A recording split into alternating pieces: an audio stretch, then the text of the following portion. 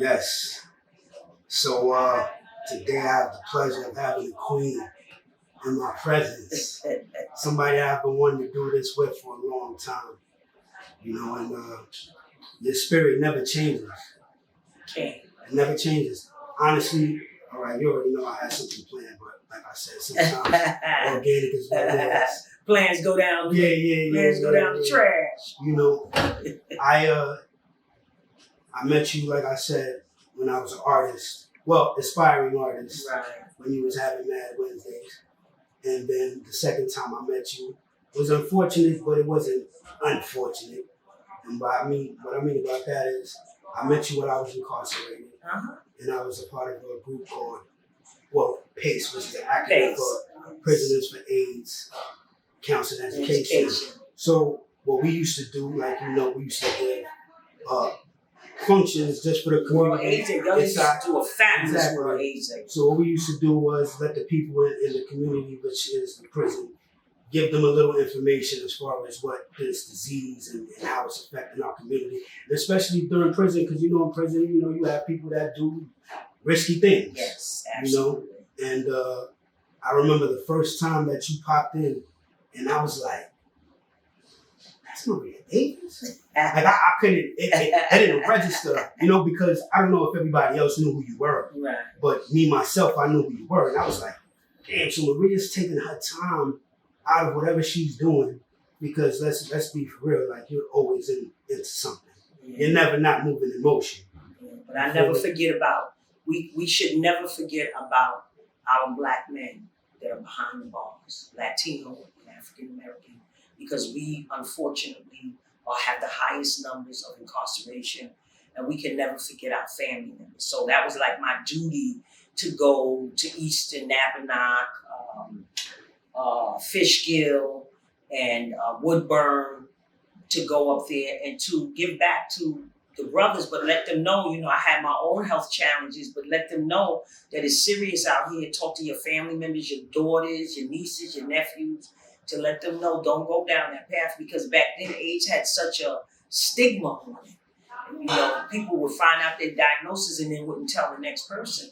And I just thought that was in our community, that was one of the reasons why it was spreading, because we were not honest with each other, and we did not get the information, and we thought it was again white man's disease, until we found out we were the new face of HIV and AIDS. So, the work that y'all did was very important. I commend you on all that you're doing. And, a lot of the brothers that came through PACE, I'm now getting to see you out in the community doing such, powerful work. HIV counselors, mental health counselors, and just running their own, organizations. And I am so proud that every time I go and they talk about recidivism, I said, you need to have been a part of PACE. Because PACE made sure that the brothers that came out was equipped with things that could follow them, jobs that they can get because they were already trained in a certain field that at that time we were lacking a lot of people. We needed help. We needed community people. So y'all came and fell right in, and I'm just so proud, so proud. I just want to thank you right now for that moment of back then. Even though I did back then, but the words that you just said right now was profound, because a lot of people don't think that way. You understand what I'm saying? You're a person that is, let's be honest, you're a legend out here. Whoever doesn't know Maria Davis has not been living, they've been living under a rock, the proverbial rock, as they always like to say. You understand what I'm saying? So the fact that you used to bring performers to come through and give a show for us, dudes used to be hyped, yo, Maria Davis coming next year, right? Because she killed it. She brought the crew last year. It was like an event. Everybody definitely got up for that. And what's very sad? They didn't want me there. The establishment did not want me there. Of course not. Because I was giving positive. The United States is the only country that hold the men. They do their time and they get out, and then you hold them longer. For what? They did their time already. Give them the tools and the opportunities that they need so that they don't go back. They go back first because they're comfortable. You're getting a meal. You don't pay rent. You get making work. We ain't making the change. And then some of it is slavery too, because the license plate pressing and all the other things they got going on, they paying y'all nothing compared to if they had to pay an outsider. And then you are, whatever area you are in, it's a prison town. So everybody's making money off of you. Exactly. Off of whoever's in the prison. And the black boys and girls that the fathers have that are incarcerated, now you're help supplying somebody else's child to go to college while your child is at home suffering. We're a part of their census. Absolutely. Instead of our communities. But we fought that too. That it should not count in Napanock, Easter. It should count wherever they lived so that the money can go back into the community. You counting them there and they're not a part of that community. They're only a part of that community temporarily, but they live in Harlem. They live in Brooklyn, Bed-Stuy. They live in their community, and that's where the money should be going back to their community. So the census kind of fixed that. Yeah, we've been fighting for that. I just think there's so many things that, incarceration, Rikers Island. This is a whole nother conversation. Yeah. Rikers Island. Hold on, let's get your introduction right. You know what I'm saying? Let me because you already know we about to go left. But we can still go there later on. But let's let these people know who you are first and foremost. Like we already said, you used to you have I want to say an event, but you promote Mad Wednesdays every Wednesday, which is a every playoff third Wednesday. Every third Wednesday, which is a play off your initials. Yes. Marie Antoinette Davis, right? So, like you told me earlier, in the 70s, you worked with Record King Audio. Yeah. And then in the early 80s, you started modeling. And then after that, you started bartending and waitressing at the Cellar on 95th Street. And around this time is when hip hop started coming out. It was a buzz in the city, right? So from then, you started throwing parties for numerous basketball players. Yeah, Rod Strickland, which I just saw him at the Juice Bar. I see him when I go. He's in there all the time. But Rod Strickland, at that time, remember the album Juice? Mm-hmm. And it was a collaboration. Of course. So I worked with Keith and Hank Shockley, and I did a party in the Cellar. Mm-hmm. And that's really the start. And then I was in another little club called Terra Nova, which was on 38th Street that I was very popular for. Kilimanjaro. All these clubs was before Mad Wednesdays. So it was building up. Right. My modeling helped me to get into the music industry and to get involved with different artists. Rub elbows with different Allison Williams, Russell Simmons, Andre Harrell. Everybody came to Terra Nova and Kilimanjaro. So that's where Mad Wednesdays was being developed. It wasn't Mad Wednesdays yet because Mad Wednesdays didn't come. Mad Wednesdays wasn't born until 1994. Hold on. Let me get through this. Okay, all right. We're going a little bit too far. Let's take it slow. Let's spoon feed. Let's not give them the whole caboose yet. Okay. So of course, like you said, you started Mad Wednesdays, which showcased artists that weren't in the industry that nobody knew at the time, right? So once you, like you said, you worked at the Cellar, you worked at Sweetwater's, the Country Club, Perks, and also Essos. And then in '95, you got diagnosed with having HIV, which later on progressed to having AIDS, right? So with that being said, we got the queen in the building, the philanthropist. We already did the intro, right? It don't even matter. We're going to give it back and we're going to give you the claps, you know what I mean? Because like I said, when I was doing research for you, I was just spellbound on how there's not more information about who you are and what you have done. You understand what I'm saying? Because we grew up, I'm saying me and you because we're in the 20th century. Right. We're not 21st century. So we grew up where each one teach one. Absolutely. Where the community raised each other. Absolutely. Now all that is none of the void. That's like yesterday's newspaper. You understand what I'm saying? But Queen Maria Davis, it's a pleasure having you. And I thank God for you and everything that you do. And I pray that He continues to give you the strength to keep moving on and keep persevering in this world. All right, so there it goes. Thank Go you. give you the claps right now. There it is. Thank you. You see what I'm saying? Claps for you too. Yeah. So let's start from the beginning. 2-parent household. How was Single mother. Single mother. How was your upbringing? Even I was born in Cincinnati, Ohio, okay. And I grew up in my Haven projects. Okay. And so my mother followed my father here from Cincinnati We lived on Whole Avenue in the Bronx in the beginning. And then we went on to my Haven projects. And so but by that time, my father was out the picture. You know, he was, you know, abusive. You know, my mother was young. She had me at 16. And, you know, she struggled. She had 6 children. All of my siblings, we all grew up in Mount Haven projects, except for my brother. He didn't really grow up in Mount Haven projects. He grew up more down south. Because later on, after I graduated from Taft, William Howard Taft High School, that was in 76, my mother moved our family, but I did not want to go. Mm-hmm. I wanted to be a mom. And I knew going down south, my opportunities were slim and to none. Mm-hmm. And so I stayed up here. So I ran away from home. And I have not been back, never had to go back, you know, struggled. But, you know, I had some great friends that I grew up with in high school, Myrna DeMutt.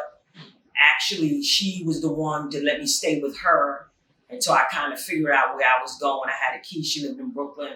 And, you know, she had her children and just a blessing. She was a blessing. And so she was like my spearhead into me getting my own place. I lived in the Bronx and other places, but now I live in Harlem. I've been in Harlem for quite some time because, like you said, I was diagnosed with HIV in 1995, and Mad Wednesdays was in full effect. You know, people didn't even know I was sick. I found out that I was HIV positive through a life insurance policy.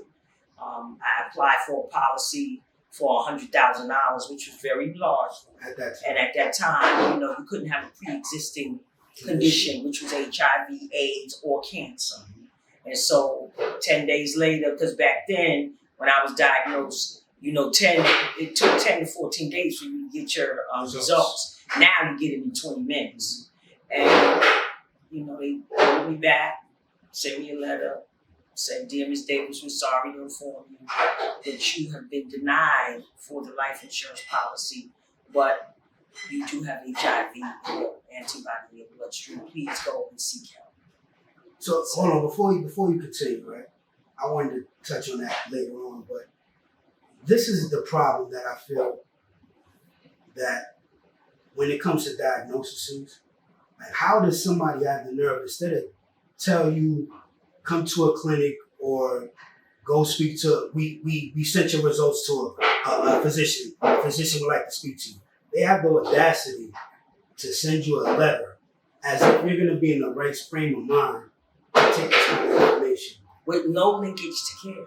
And you know linkage to care is very important. Exactly. You know, like we're on the street and we're testing people for HIV. If they come back positive, we don't just say, "Hi, how you doing? You positive," and go help yourself. You have an organization there that then can guide them, take their hand and guide them. And that, to me, that should be any diagnosis. You know, high blood pressure during the holidays, that I'm doing health fairs. That's when people really find out they sick. Very unfortunate for African Americans. That's why when COVID hit, who got hit hardest? Us. Because they said when America gets the cold, we get pneumonia. Mm-hmm. And because we, black men, Don't like going to the doctors. Latino men, don't like going to the doctors. And so what happens is you're being diagnosed in the later stage. So we now have people getting diagnosed with prostate cancer, stage 4. My girlfriend just died of breast cancer, stage 4. My girlfriend just called me the other day, ovarian cancer, stage 4.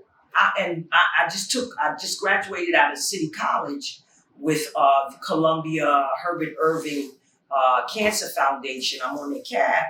And I asked all the researchers when we were taking that 6 weeks course, why are we being diagnosed in stage 4? What is it? And it's because we don't go for the screenings. And we're not educated. We don't have the information. And you need to know your family history. It's a trickle down effect, not to cut you off. Absolutely. It starts off at whoever's running the household. If they don't put it down, listen, this is what we got to do. Because a lot of us have pre-existing conditions passed down, like you said, generational, as far as cancer, high blood pressure, things like that. But we're not having the conversations. Uncomfortable conversations. Yeah. So, you know, it's funny. I was on a Zoom the other day, and the lady was talking about, I'm in a school called HeartSmart, and the doctor that was speaking, she's a chronologist. So they do blood tests on you first, and then figure out what your nutrition regimen should be and what your physical activity should be. And the lady, she said, sex is a great activity. And we on the thread and you should have sex. And the lady said, what if you're not sexually active? She said, then you masturbate. Oh my God. The lady was like, masturbate? I can't masturbate. That's against the Bible. And I said, where in the Bible does it say? It doesn't say to masturbate, but it doesn't say not to masturbate. So people are hung up on these theories and things that are not true. People always, even when I was, diagnosed with HIV and then with AIDS, some of the church family shunned me. And I understand because they're not educated. But people always blame it on the church. I said, it's not the church. The church is a building, it's a hospital where people go for healing. Whatever that healing is, it's supposed to be. And then people take up those what am I going to take? Biblical scriptures and manipulate them and use them on people who might be struggling in whatever they're struggling in. And because you know the Bible, you feel you know the Bible, and they don't know the Bible, then that's how you get them church hurt.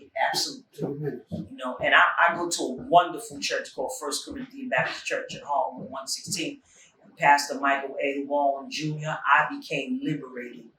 Canaan Baptist Church, Y.T. Walker was the preparation. And then when I went down the block to First Corinthians, he finished it off. He freed me. He liberated me. He showed me scriptures that, you know what? Man can't judge you. When they was judging that woman at the well, and then the men were there and saying, crucify her, and then Jesus writing in the sand, in the dirt, he without his sin. And all of a sudden, you turn around, everybody was gone. You gone. Because you judging somebody, and how many of you men had sex with me? Absolutely.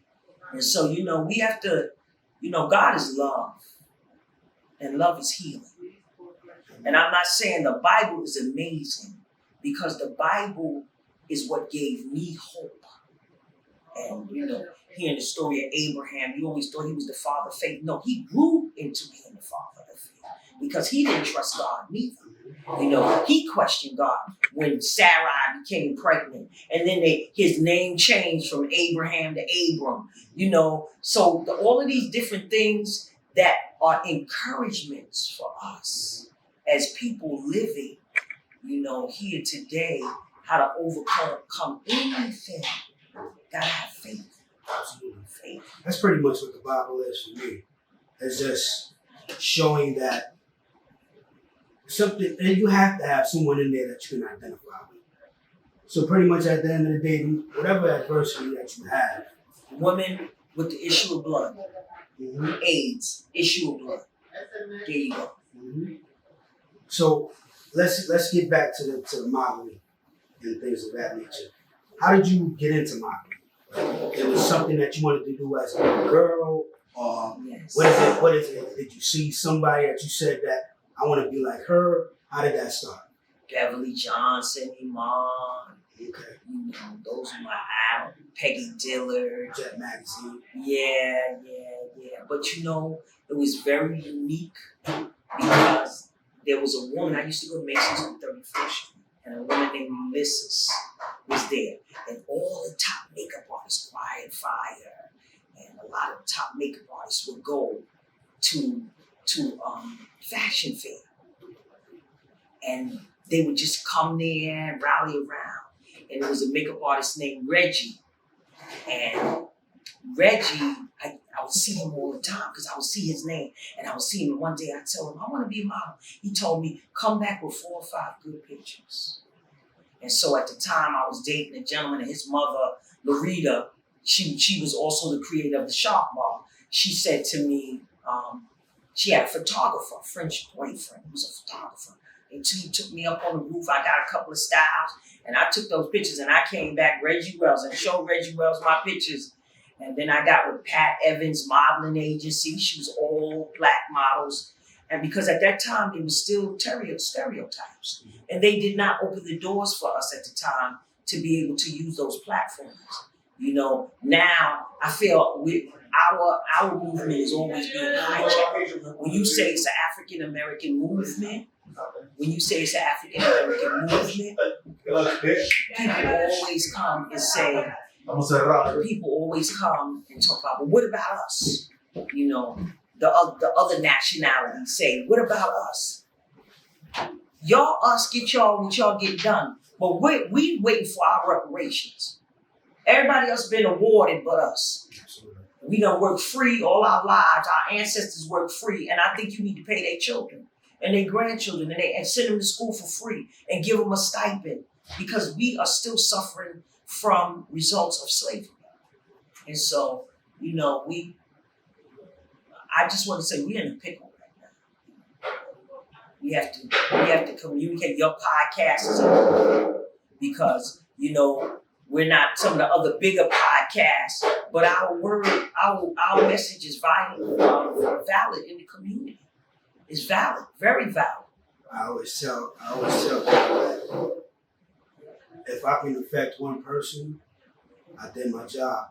Sure did. You know, because at the end of the day, you know, whether or not I become as big as the other podcasts, that's up to God. Absolutely. You know, but I know one thing, that I do this for somebody that needs to hear you speak.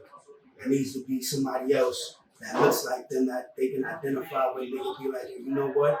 My life might not be that bad. Maybe it's just my decision. Maybe I gotta change the way I think. Absolutely. You understand what I'm saying? The power of positive thinking. Yeah, absolutely. A lot of people self-sabotage. You know, people don't know the strength of words. A lot of times they say things out their mouth, not knowing that the universe will throw it back to you. Absolutely. So you gotta be careful and mindful of what you say. But so how did the modeling transition to you doing parties and things like that? Well, being in the fashion world, I decided to use that, started doing fashion shows because I love giving parties. I like making people feel good. Sometimes it's to my own demise, but I like people to feel good. So my mother used to throw parties at our house in Mount Haven, and she would buy all this food for Macy's because that's when Macy's Butcher Market was big. She would get this shrimp salad that was amazing, and she would just party and have a good time. And that really stuck with me, and just people having a good time. And so that's what really started me.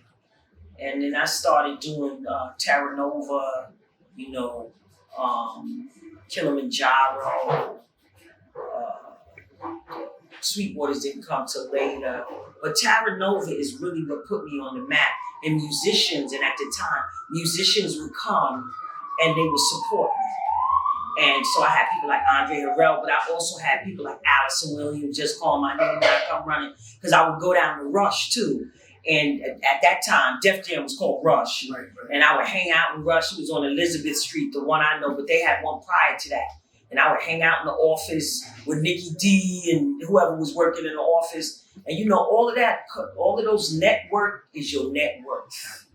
That's what I want to tell your audience. Network is your net worth. And so just having all these different people in my life, you know, birthday parties was a big thing. I would love to celebrate people's birthdays. So Michelle Thomas, that was on, what was the show with Urkel?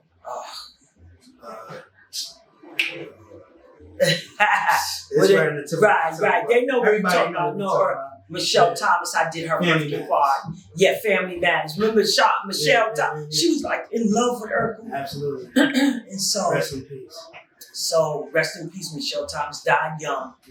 And her mother Pinoir, another person that I met, came to me and said I would like you to do her birthday party, and we did it.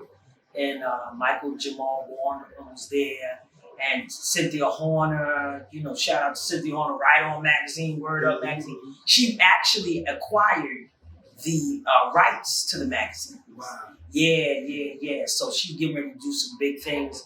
But, you know, just all those different connections, and that's how I started engaging people and doing basketball players and all that, but I wanted to focus on doing artists more.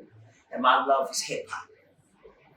You know, it's funny that you mentioned that. So I'm trying to find a way to get information, right? And when I put your name up, it says Maria Davis Hip Hop. Yeah. No, I did. When you Google your name, it says Maria Davis hip hop. Oh wow! And you know, they during the pandemic, they crowned me the godmother of hip hop. Wow. Rob Love, who used to run the street team at Def Jam, and Pain in the Ass from Rockefeller, and Alf, just a kid from Harlem, and who else was a part of that? Bob Sumner, who used to give me the comedians, because I also showcased a lot of comedians too. And so Bill Bellamy, Mike Epps, Hamburger, Capone, you know, I showcased a lot of artists, from hip hop to music to gospel. I even had Hootie and the Blowfish, Darius Rucker, that I did his event.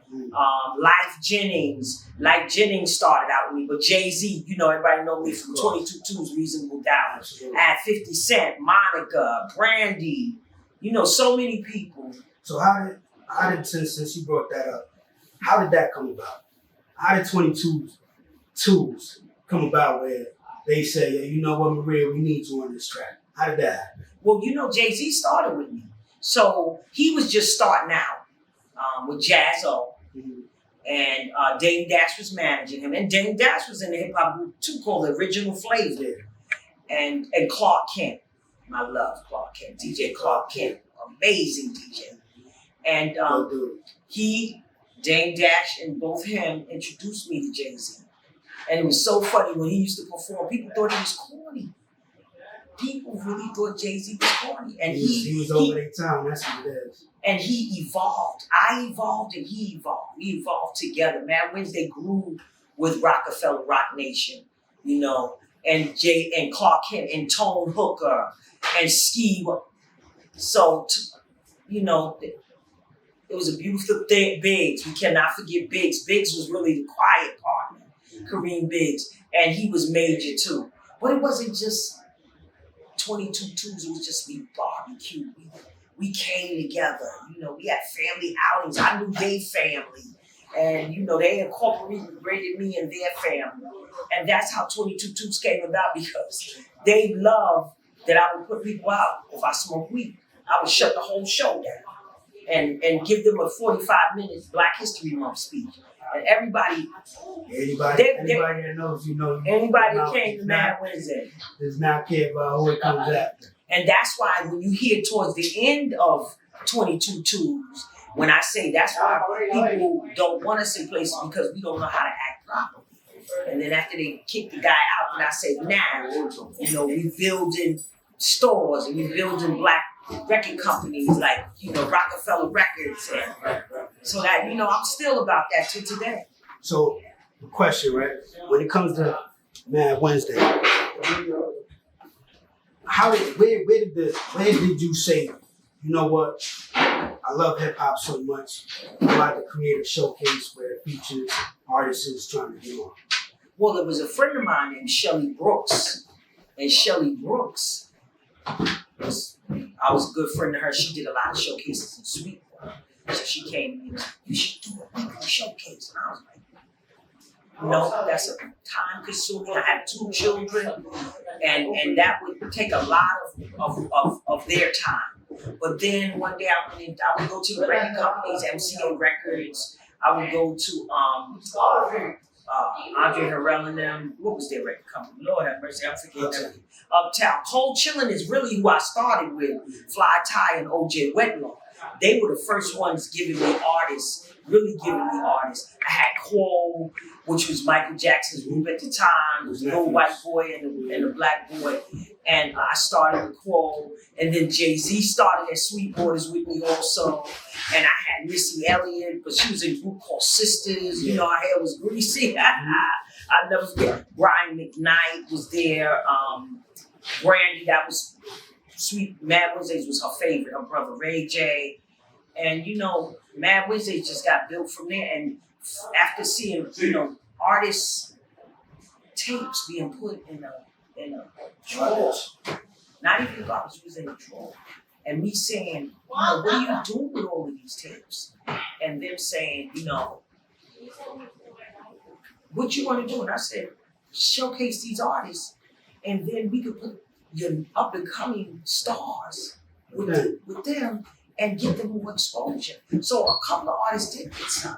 You know, I had Peter Wayne that was signed with Dave Dash in them for a minute. You know, a lot of artists went on to do different things. Big L, oh my God, rest in peace. Big L was one of my favorites.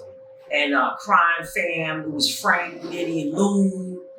And, you know, they were part of Mad Wednesday, Children of the Corn. You know, it was so many artists that I got that was like on, they were incredible artists. They just didn't have opportunities. And so that was my platform to give them an opportunity. So more hip hop artists came to me. And what I really created Mad Wednesdays and why I chose places like Sweetwater's, Country Club, Essence, because they were nice places. And I wanted, you don't always have to go in the deep dark, you know. Every time I went to a hip hop showcase, it was like down in the basement, deep, it was dark. And I wanted to make it sexy. Like you could do hip hop and have dinner. Sweetwater served dinner with the white tablecloth. Yeah. And I wanted to know that you gotta be a chameleon. You could be ghetto uptown, but when you come downtown, showing them something different.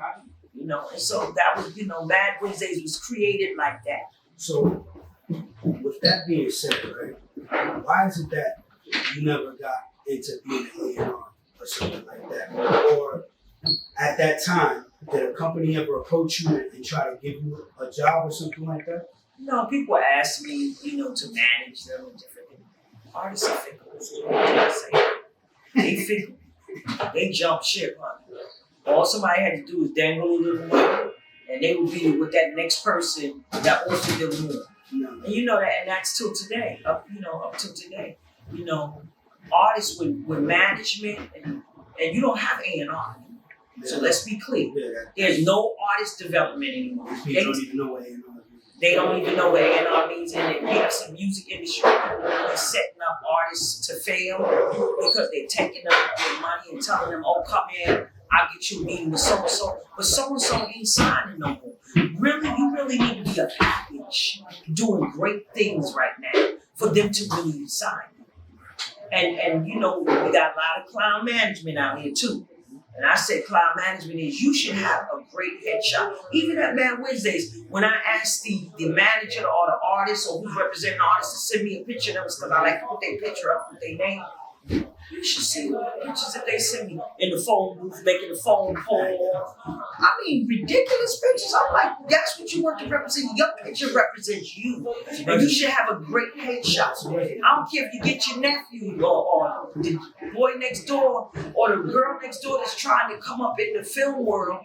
Get them to do a headshot with you where y'all grow together and you start business together. So at that time, was there any, what's the proper way that I can phrase this? Did you have any backlash from other people as far as you being African American woman trying to be in a male dominated industry as far as promoting like that? I'm glad you asked that question. Because you know it was a struggle getting artists. I mean, listen. Thank God for the OJs and Rob Loves and, you know, different people at the record companies. You know, I always dealt with the ground crew. That's what my pastor, YT Walker, used to say. He said, the ground crew make it happen. So I dealt with the ground crew. And the ground crew gave me mad love. And so there was another woman, Jessica Rosenblum, that was her and I. I was the African American girl, the black girl, the only female promoter. And Jessica was the white girl that Russell Simmons and Andre and all of them give all of the money and jobs to. So I never got the big money jobs. Hold that thought 1 second. Not to cut you. How is it that in the inception of Def Jam, you was there when they was starving? Rush Entertainment, we already spoke about this earlier. So now that Def Jam, and instead of them saying, yo, you know what, our sister was here at the bottom, let's give her a shot. But they turned to give Jessica. How was that for you? Oh, it was a bad feeling. It was a bad feeling. But you know what? What did DJ Khaled say? God did. Yeah. So God, and Mad Wednesday will be 30 years old next year. Amen to that. Amen to that. You know, so Can't stop what God put in motion. Yeah, you can't stop God. And I tell people Mad Wednesday has a funny twist on it because I thought I was being set up. I wanted to be this big, fabulous promoter that everybody knew. But God had other plans. I said, you want to make God laugh, tell me your plans. So Mad Wednesday stage was only the platform for me to build my HIV/AIDS awareness stage and to be able to talk to, people from all over. From being in Napanock with my brothers, to Bedford, to Chronicles with my sisters. I want to shout out Women in Prison Association and also the prison ministry at Kingdom Baptist Church. That's where I started doing, going into the prisons and talking to my brothers. And then, being diagnosed with HIV and then being able to go in to these facilities. And let me tell you something, a lot of requests I got was from young brothers that have been to magazines. And shout out to Don Diva Magazine, because Don Diva Magazine was the first one to put me in about me living with AIDS, showing my medicine Calvario. So shout out to Calvario, Don Diva Magazine. Yes, they was the first one to put me in that magazine. And Don's Diva was a magazine that a lot of our brothers, that's all y'all had. So we was fishing for. Yeah, and Don's Diva highlighted me. And so that then young men would request me to come to their facility to speak, and to speak about it. And that's how I became part of PACE also. Okay, so now that you segued into to the conversation, so we spoke about you learning of your diagnosis. How was it when you spoke, when you told your children? How was that like? Oh, that was hard. What was because at this time, like you said, there's a stigma. We really don't know. All we know is people are dying left and right. You understand what I'm saying? And I'll let you speak on how you progressed on your own, even though I know. But how did they take that? Well, at first I didn't tell them. And so I just had like 2 or 3 friends to say, if you don't tell them, somebody else will. And so I picked this one particular night I'll never forget, that I told both of them that I was at that time living with AIDS. Because they never really knew about me living with HIV. But then my son would tell me, I knew anyway, Mom, from your medications. And then my How daughter. old was he at that time? Josh might have been maybe 15, 16. He was smart.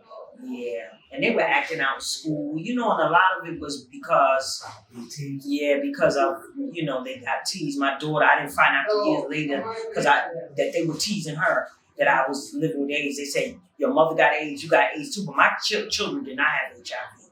I got diagnosed with HIV when I was 35, so both of them were born.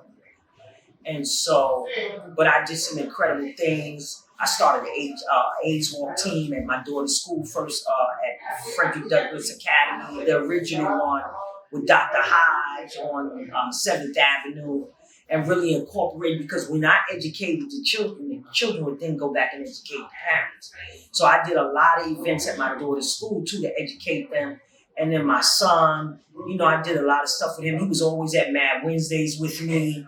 So that was, incredible. He grew up with the Jay-Z's. He grew up with Sauce Money and, Brandy and all of them. So, and he hosts Mad Wednesdays with me now at the Shrine.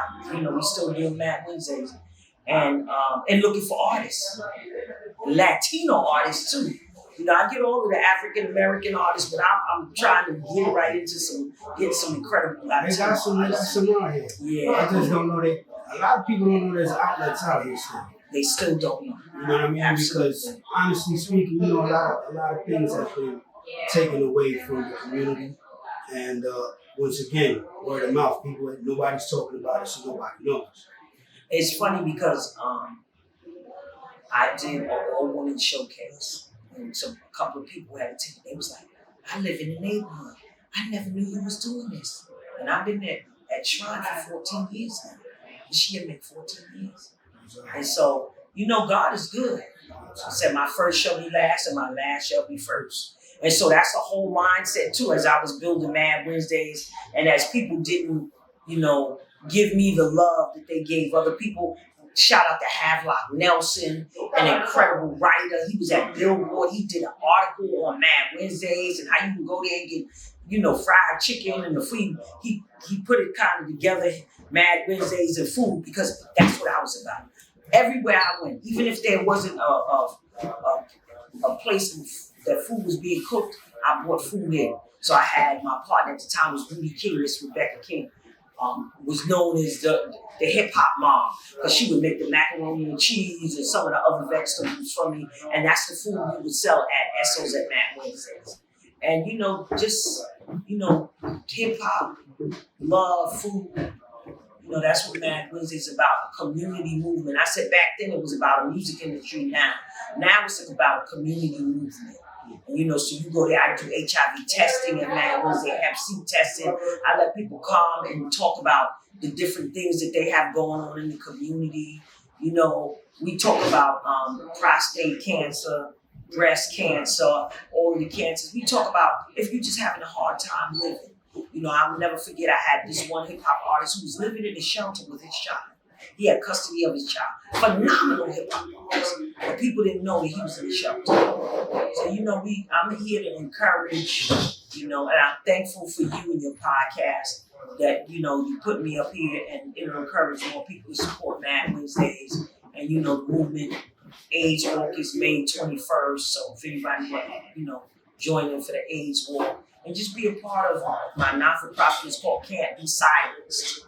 And that means I'm never going to shut up until not only HIV is eradicated, homelessness, illiteracy, incarceration, it's all combined together. HIV is just not one thing in a bubble. It's connected to so many different things. All right, so me and you both know how this goes, but I'll let you explain it. So, speaking about HIV, but you're living with the AIDS virus, how did you progress from being HIV positive to having AIDS? So, HIV is the virus, and the virus breaks down the immune system, which causes AIDS. And so, I want people to remember that. You don't get the AIDS virus, you get HIV as the virus. And once they've been tested for HIV, if you come back positive, then you have to go, that's just a preliminary test. You have to go and do a confirmatory test. And then once they confirm that, they link you to care. But for you to be diagnosed with AIDS, your T cells have to go under 200. And what are T cells? Those are white cells that help fight infections and diseases. And so once your T cells go under 200 or you get an opportunistic infection, which there are 26 of them. I had PCP pneumonia. I had Mycobacterium avium complex, which was not only in my blood system, it was in my bone marrow. And also I got cellulitis in both my legs. And first it started in my right leg and then it went to my left leg. And cellulitis is really an infection that gets into your bloodstream and it causes you not to walk. And so that was one of the things that was attached to me living with AIDS. So I battled a lot. I had pneumonia about several times, maybe like about 3 times. Not PCP. PCP is the pneumonia I would wish on my enemy. And, I did a lot of drug holidays. So if anybody's out there and you are on the fence about taking your medications, I'm here to tell you, take your HIV medication. Because if I didn't start in 2007 and haven't stopped since taking it, back then the pills was huge. And when I was diagnosed, there was no medication in 95. It was only AZT. And AZT was a failed cancer treatment. And then they were giving the dose 5 times more than they should have been giving it. So what Black people's reaction was, we looked burnt. And then our hair was baby thin. And we was looking ashy. And we were very thin. And so I didn't want to take AZT. And so I started taking medication once I was hospitalized. Because by 1990, the end of 1998, that's when I was diagnosed with AIDS. I had to stop Mad Wednesdays in September of 1998. Because by just January of 1999, I had to be hospitalized to get my health under control. But it was only supposed to be 1 week and it turned into 6.5 weeks. because I wasn't taking medication. So the virus was working on me very quickly. So I had 3 T cells. The normal T cell count is 500 and better, but I had 3. I was working on 3, and my viral load was almost 1 million.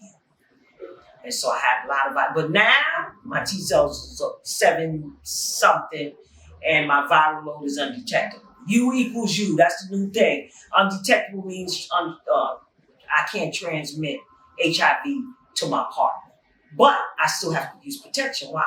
Because I know what I have, and honestly, we hope that our partners are honest. But we are in age. He's more of a danger to you than you are to him. Let's just say that. Yep. And for those that know, a viral load is supposed to be as low as possible. Mm-hmm. Anything that's, you said hers was 1,000. 1 million. I mean 1 million. Lord have mercy. Yeah. So, okay, so with that being said, so when did you get back to doing Mad Wednesdays? Because as you said, you know, you was as low as you can get as far as physically is concerned. What made you say, I'm gonna still do Mad Wednesdays? Guess what? I'm gonna tell you a funny story. Shelly Brooks. Again, she's doing shows on Tuesdays at Soul Cafe.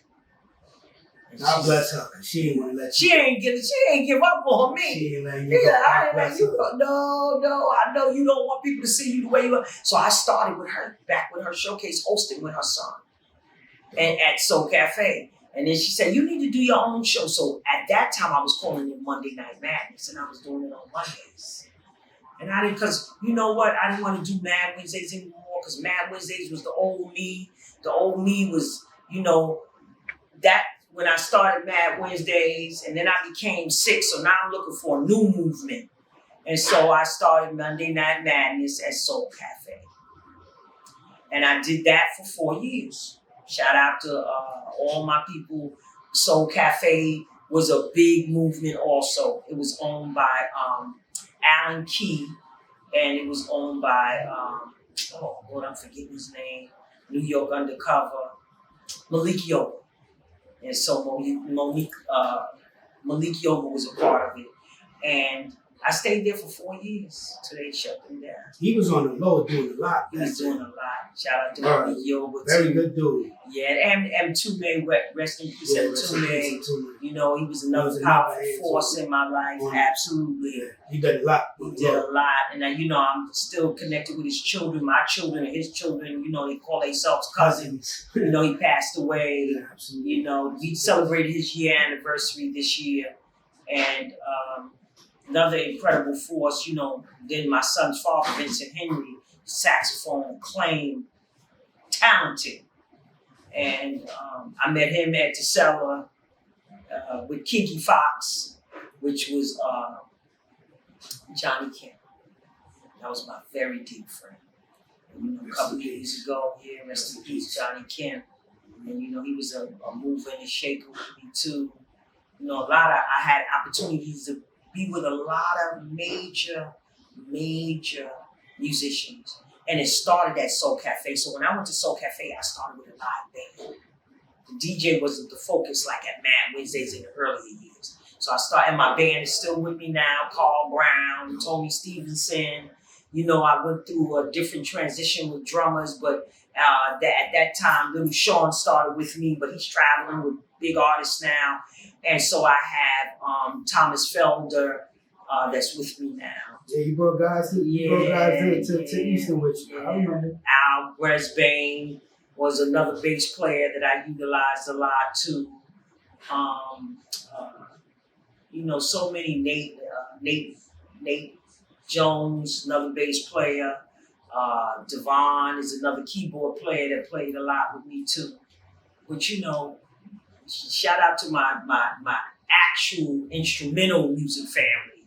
You know, Carl Brown and my band, they can go behind a hip hop artist, they can follow anybody. That is the uniqueness of Mad Wednesdays at the Shrine. If you come in there, if you're an African artist, they can play your music. And they don't have to hear your music on no turntable or nothing like that, or on no CD or whatever. But you can start playing, performing, and they can catch right on. So shout out to my band and my son Scotch Davis, who's my host, incredible artist also. I got the opportunity to perform with them. So definitely what you're talking about. But speaking of prison, how did that come about? Like because they just don't let anybody. I know. Come I to put the the whole band. I put the whole band to the. They don't let you come. Listen, if your paperwork ain't right, and she's bringing about 10 people with her. Yeah, that was Allison Williams. That was Deshaun, Exactly. Carl Brown's wife. Exactly. Carl Brown, Little Sean was on the drums, and then I think it was Tony Stevenson that came up a couple of How times. did that come about? That was God. That was God. And the people that were there at the time was great people. Amanda, I think, was in client services, and Miss Hoyt. Oh, I forgot her first name. She made sure that everything, and at the time, whoever the commissioner was that was there, not the commissioner, what do you call the head of? Talking about the warden? Yes, whoever the warden was, he was a fan. He was a fan of what I was doing. So that's how I was able. I have to say, of my experience, Mr. Nat was definitely a different type of monster. Yeah. He was for the people. He wasn't a dirtbag like the majority of wardens. So. Yeah, he was a great warden, and that's how I was able to pull that off. And I mean, that was exceptional, And it's unfortunate because we don't go and see the brothers no more. Yeah, they make it difficult. Like I said, they make it difficult. This prison system is on another level. Before at least they try to afford us certain types of benefits. College, they used to have college classes. They don't even have that anymore.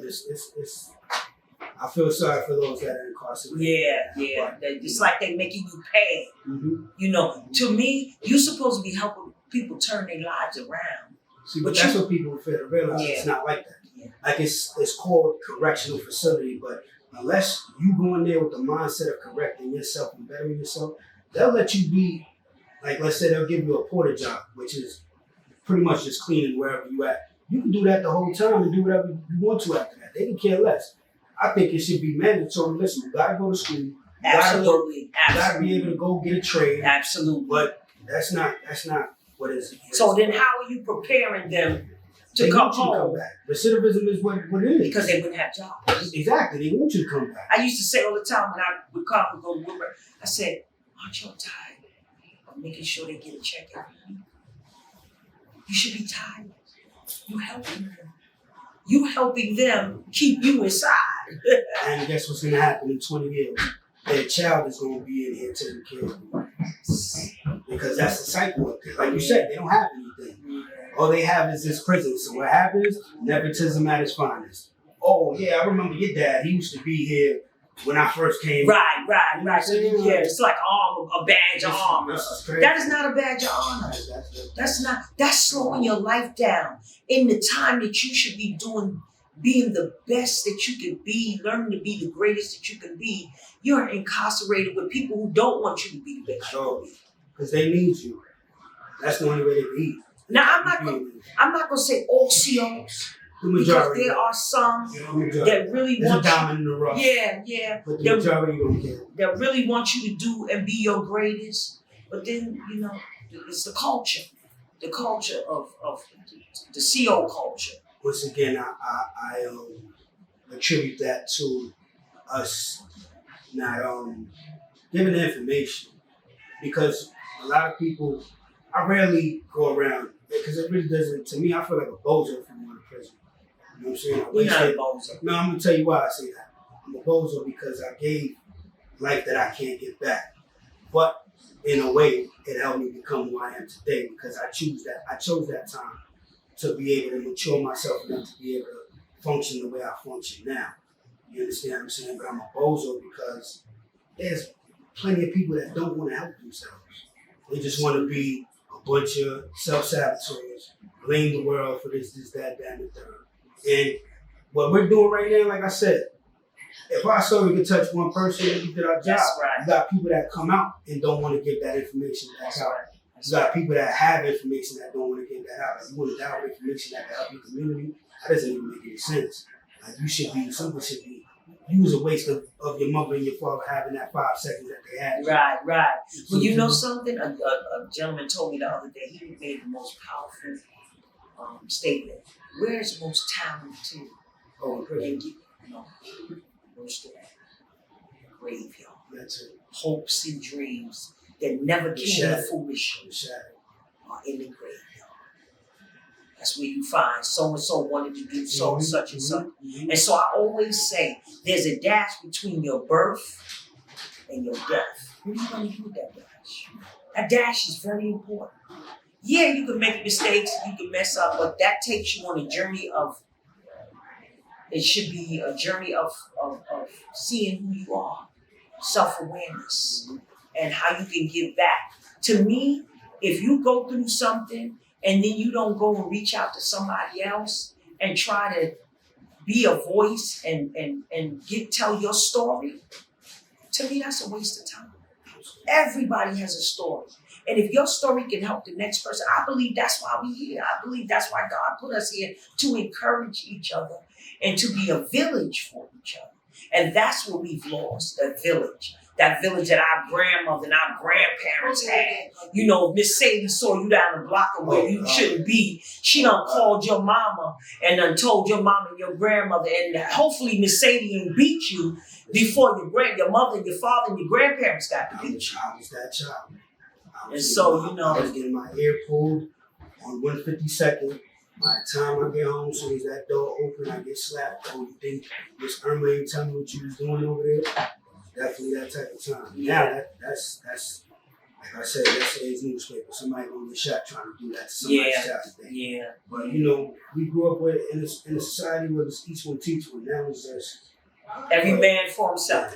And social media, like you said on one of your interviews, selfie hour. Everything is about being self. Yeah. And you know, and social media has played a big part. You know, just like the internet. The internet was created so that we can see the world, but it also has a dark place to it, you know, and luring our children, people on pedophiles and different people on the internet, luring our children, and we're leaving them at home with no protection and no, you know, my mother knew all my friends. We didn't spend the night at people's houses. And if we had a friend, my mother needed to know that friend's mother and that friend's father. Whoever was running that house, the grandmother, whoever was running that house, my mother needed to know who they were. So you couldn't have a friend and your parents didn't know who that friend was. And so, you know, we leaving our kids, you know, my daughter told me the other day, shout out to my daughter, John Davis, and my son, Joshua Scott Davis. She told me, oh, I want to give my daughter everything I didn't have. And I was going, what didn't you have? We was poor. You were really poor. You went to the Rough Riders camp. When it was time for you to go pick a college, you went with Jay-Z's mother. And the bus broke down and y'all all rode in the limousine afterwards. You know, you got money from the Sean Carter scholarship for school for 2 years.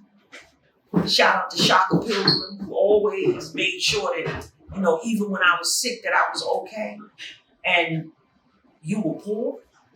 Well, honey, for somebody that was poor, you got to do a lot of things. And I don't want my daughter to experience me. So now my daughter does what? I'm talking back. And she can't go in the store and my grandbaby don't act up. And she wants you to buy her stuff. No, you buy. You becoming older, you have to work. If you want something, you have to work for it. And that's the process. We've taken the process out of what our children need to know. You don't get a $400 pair of sneakers. You want a $400 pair of sneakers? You're going to save your own money. You got to work for it. You're going to work summer youth, and you're going to do whatever little odd jobs you can, and you're going to save your money to buy those sneakers if you want them. I never bought my children. They ain't had no games. Oh, no. Listen, education, reading. It's like you said, everything is good. There's no time for problem solving. There's no time for maturation as far as, like you said, you want something, when you get older, I'm not going to be here for you. So guess what? You want to learn it right now how to get it. This is what you want, figure out how to get it. As parents, that's what our job is, to prepare our children for when we are not here, that they can survive in this world. I don't know how many. That's not happening. I don't think that there are a lot of young people that be able to survive in this world. That's not happening. It's very unfortunate. Especially with this device that we have. Yes, the phone. They live on they put their whole life on the phone. I know people that every 5 seconds be on it. If the phone gets damaged, it's panic control. But can I tell you what's crazy? What you put on Facebook, Instagram, whatever your platform is, follows you. That never gets erased. Mm-hmm. I don't care if your account got hacked. All that stuff that your account got hacked. And jobs are now, when you go for jobs, they're looking at your profile to see how you carry yourself. Put it on the application. What's your handles? Because they want to see what you about. And so you don't have to let everybody into your entire world. It is great to keep secrets. We used to keep secrets for the wrong thing. Now we telling our secrets, all the secrets that we should be keeping, we telling them all so that people, how do you become a victim? Because people already know your information because you don't put it on your Instagram. People have sick family members. My friend said, I didn't know your mother died. Oh, I had it on Facebook. Do you think I look on Facebook to see that your mother died when you're a close friend of mine? Do you think that I'm looking on Instagram to see that your mother died, your father died, or your auntie died on Instagram? I don't look. And the algorithms move it anyway. So it might have been there for a minute, but later on it ain't going to be there. So I'm not seeing it at the top of my... And I don't want to know if I'm your good friend that your mother died through Facebook. See, and I think that's why the era that you were promoting is always going to be the golden era because it wasn't anything. Nothing was televised. So if you wasn't there, you wasn't in the know-how. And a lot of things were being done more so than it is now because you got cameras everywhere. You understand what I'm saying? And you wanted to be in that space, Exactly. You know, lyrics and smile. You wanted to be there. I just get on Instagram and I can see what performance happened the night before, which cheapens it. Smack TV, all of that. You know, you had to be there because it wasn't being televised like that. It might have been on later, but you needed to be in the spot so you could experience it now. Listen, like I said, I was in Mad Wednesdays. You know the energy that was in the building. Mad Wednesdays was a blessing. And shout out to the owner, Danny, because Danny has gotten back in contact with me from ESO back in the 90s. And he, made great contribution to Can't Be Silenced, and I appreciate him. And let me tell you something. He looked for me. And what color is he? I don't even want to say. I mean, those are the ones that really look out for us. I got my non-for-profit through Rob Sabarian. Rob Sabarian met me at Soul Cafe, had a singer. And he was just mesmerized by I always have the balloons. People's like, what's up with the balloons at every one of my any event I did, Army Against AIDS, anything I did, there was balloons. Because balloons made me feel happy. They made me feel I wanted to celebrate people. And so, everywhere you go, there's balloons. And people don't even understand that. Balloons is like, that was the life for me. I just felt good. I just feel balloons make you feel good. And so, Rob, me, I get to, wherever I'm having my event, I get there, I put the balloons up, I make sure that everybody's good. And he saw it. He said, what can I do for you? And I knew big time lawyers in the music industry every day. And people would tell me, oh, I'm going to help you. And this man took my information, gave it to his accountant, and I had Can't Be Silenced in less than 3 months. Paid all of the fees, everything. It's always strangers. It's unfortunate. It's never people that look like you or people that you know. So it's somebody that God going to send in your life from left field. And I have some incredible family members. I had like Bob Tate, who allowed me back in the day. He used to have parties at Savage. He used to pay me some incredible money. I was like, yo, you make money like this? Parties. That was before Mad Wednesdays. And Bob and Tate and Shirley Brooks are really the people that kind of molded me being and doing showcases. And his family, the Tate family, and Deirdre Fisher, Johnny Kemp's wife, his 2 kids, and, Red Alert, Paul Knox, Funk Master Flex, I have to say, he took care of me. And during the pandemic, Jay-Z did send me a little something, during the pandemic because of Shaka Pilgrim.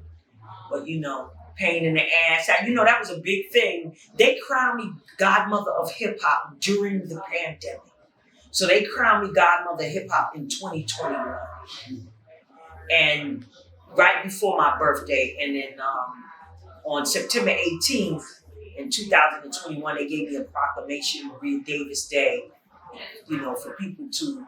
So around that time, I tried to get people to volunteer and do some, things in the community. So, Senator Cordell Clear, we did a lot of things together too. We did I Am the Vote, which was a major voting campaign. And with Rob Love and Pain in the Ass and myself and Bob Sumner and Alf and Brand Elevation. That's who represent me. Gwendolyn King and Deneen, Gwendolyn Kingsbury and Deneen Womack, who used to work at Hot 97 and BLS. She was marketing, one was marketing and the other one was promotion. They now represent me with their organization, Brand Elevation Marketing. And, there have been some jewels in my life. People, my sisters from Souls of My Sisters, as in before Souls of My Sisters. I was going to close out with 72 powerful women. How did that come about? I wanted to close out with that one. I feel like that was poignant right there. Yeah. How did that happen? They came to me. I met them while I was HIV positive. And then transitioned into AIDS. And they said to me, they wanted to write about me being a black female, the only black female known at the time, doing showcases Mad Wednesdays. And that's somebody told them to come see me. So it was Dawn Marie Daniels and Candace Sandy. And I shared with them that I didn't know if I was going to live with that. And they respected that. And then I wound up in the hospital. And they came to visit me while I was in the hospital. But then Candace decided she was going to come up with this idea. Maria, wouldn't it be a great idea to tell people you were living with AIDS? Why you would do it? I was like, girl, are you nuts? Absolutely not. And then after being in the hospital for 6.5 weeks and all that I went through, bone marrow biopsy, night sweats, I had to have a big line in my arms, I had to have medication. And people was telling me, microbacterium complex, that takes 2 years to get rid of. I prayed every day. I said, God, we have to cut that down. I'm not going to leave this disease for 2 years. So once I came out of the hospital in January of that March, I went in January, I will never forget. January 19th, and I came out March 10th. Out the hospital, and the book had not been finished. They were supposed to finish the book while I was in the hospital, and it never happened. And they said to me, and I thought about it, and they said, there's still an opportunity. And at that point, I said, absolutely, I have to tell my story. So that, because when I got diagnosed, I didn't have nobody to talk to. I couldn't call Magic Johnson and say, Magic, can you HIV positive too? Can you give me some pointers? I didn't have none of that. And as a black woman, I had to go to an organization and sit in the back. It was called Friends Indeed. And they had a group, and the group was basically gay white men. And they talked about being HIV positive. And at that time, I wasn't getting no other information, so I had to go sit in the back of that room just to say, when is it my time? They told incredible stories. And back then, thank God, I do have to say thank God for the gay white men, because out of that came a lot of different organizations, powerful organizations. They was taking dead bodies and throwing them on the White House lawn, telling them, you have to pay attention to AIDS and HIV. You're failing us. We have no medication. We have no information, and y'all ignoring us. So AMFAR, I was an ambassador. I had the opportunity of giving Janice Jackson an award because she has done incredible work in the HIV/AIDS community. So AMFAR is the American Foundation for AIDS Cancer Research. So I was one of their ambassadors. So that opened a lot of doors for me too. So, Souls of My Sisters, AMFAR, National Black Leadership Commission on AIDS at the time, it was Health Now, and Harlem United, these were the people that I surrounded myself around to get the information that I needed to grow and educate myself. My doctor at the time was Joseph Solomon, rest in peace. That's who educated me. He was first on the forefront of treating gay white men. And the building that his doctor's office was in, they found out he was treating AIDS patients and they didn't want to renew his lease. And so he took them to court and won. Yeah. So I had some great ones around me. You know, like I said, from Y.T. Walker at King Baptist Church, Michael A. Long Jr., you know, Deborah Fraser Hauser, Deborah Levine. You know, these were some great women that really, you know, pushed me and helped me to propel to where I am today. And of course, God first, because I wake up every morning.